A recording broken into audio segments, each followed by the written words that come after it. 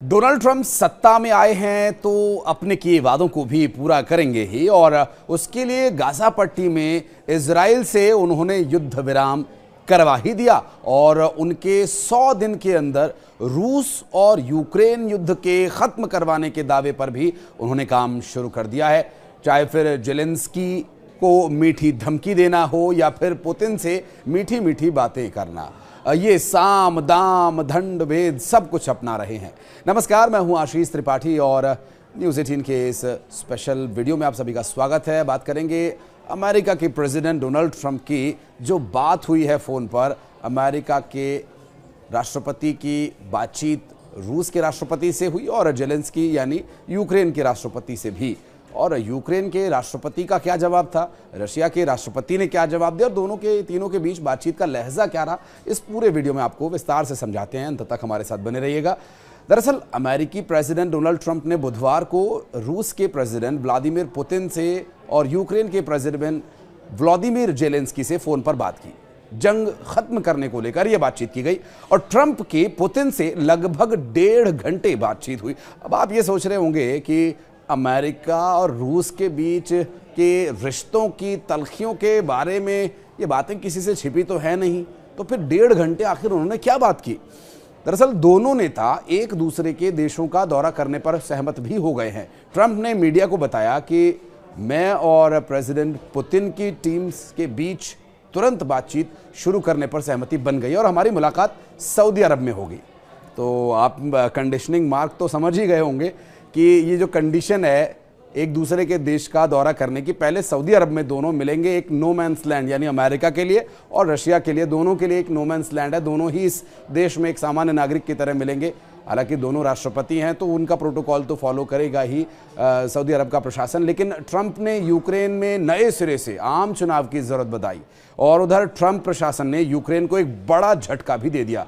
Belgium में NATO मुख्यालय में अमेरिकी रक्षा मंत्री पीट हेग्सेथ ने यह साफ कर दिया है कि अमेरिका अब यूक्रेन को पहले की तरह बड़ी आर्थिक और सैन्य सहायता नहीं देगा।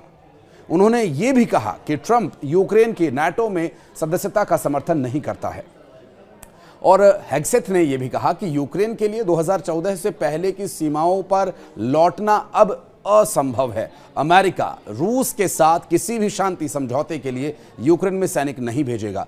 अमेरिकी प्रेसिडेंट डोनाल्ड ट्रंप इस बयान की यूक्रेन किसी भी दिन रूस का हो सकता है ऐसे जेलेंस्की घबराए हुए हैं। स्वाभाविक सी बात है, क्योंकि एक इंटरव्यू में अमेरिका के प्रेसिडेंट ने कहा था कि अमेरिका ने यूक्रेन की जंग में जितनी मदद की है उसे वो वापस भी लेने में जरा हिचकिचाएंगे भी नहीं, क्योंकि अमेरिका को चाहिए वो $1500 बिलियन के दुर्लभ खनिज, जिन्हें रेयर कहा जाता है अंग्रेजी में। जी हाँ, तो यूक्रेनी राष्ट्रपति जेलेंस्की को लगभग धमकाते हुए उन्होंने कहा था कि अगर उन्होंने ट्रंप की बात नहीं मानी तो अमेरिका यूक्रेन को और मदद देना बंद कर देगा और जो मदद दी गई है उसे वापस लेगा। ट्रंप ने यह कहा कि अमेरिकी मदद के बिना यूक्रेन कमजोर पड़ जाएगा और इसके बाद रशिया किसी भी दिन उसे अपने हिस्से में मिला सकता है।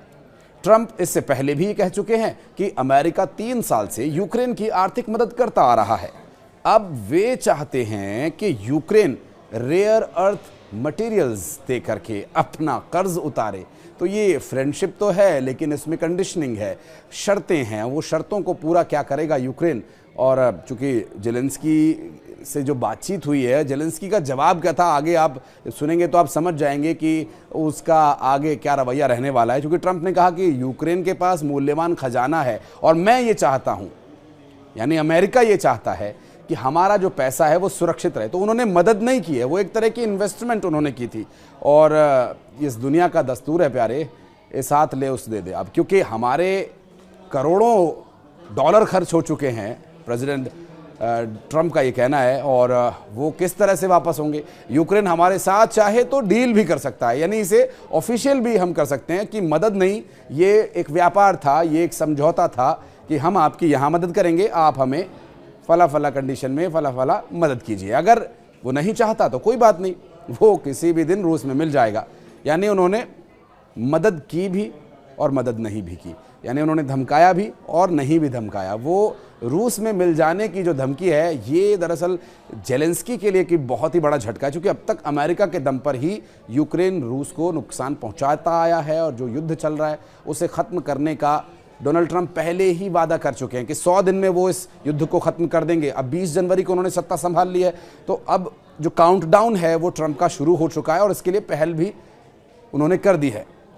उनका जो अपना इन्वेस्टमेंट यानी अमेरिका का जो इन्वेस्टमेंट है, यानी जो मदद उन्होंने की थी, वो पैसा कहाँ जा रहा है, अपना पैसा वापस भी वो चाहते हैं रेयर अर्थ मटेरियल के तौर पर ही मिल जाए, क्योंकि ये रेयर अर्थ मटेरियल यूक्रेन भले ही इसे ना बेचे, एक खनिज के रूप में इनके पास पड़ा रहा है, लेकिन अगर ये अमेरिका पहुंच जाता है तो अमेरिका को 3 से 4 गुना ज़्यादा इसका फ़ायदा होगा। यानी $1500 बिलियन के ये मटेरियल्स हैं। अब आप सोचिए कि अमेरिका इससे कितना लाभ लेगा, क्योंकि 17 एलिमेंट्स हैं जो एक ग्रुप के हैं, जो कंज्यूमर इलेक्ट्रॉनिक्स से लेकर मिलिट्री इक्विपमेंट्स तक में इस्तेमाल होते आए हैं, और इसका उपयोग आईटी इंडस्ट्रीज, सौर ऊर्जा, केमिकल इंडस्ट्रीज के अलावा आधुनिक तकनीकी और ऑयल रिफाइनरीज में भी किया जाता है। कई अन्य इंडस्ट्रीज में भी इसकी आवश्यकता पड़ती है। और ट्रंप के बयान पर रूस का बयान भी आ गया। राष्ट्रपति पुतिन ने जो फ़ोन पर बातचीत की थी, उससे पहले उनके प्रवक्ता दिमित्री पेस्कोव ने कहा कि यूक्रेन का एक बड़ा हिस्सा रूस के साथ दोबारा जाना चाहता है और ऐसा पहले ही हो चुका है।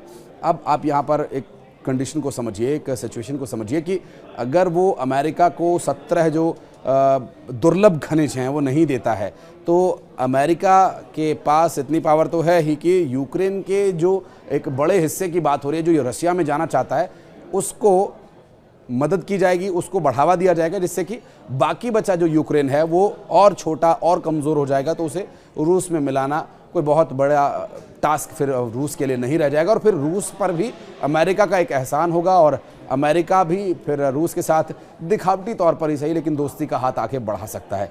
पेस्कोव ने कहा कि ये एक सच्चाई है जो ज़मीनी स्तर पर साकार हुई है और रूस में अब 4 नए क्षेत्र मिल गए हैं।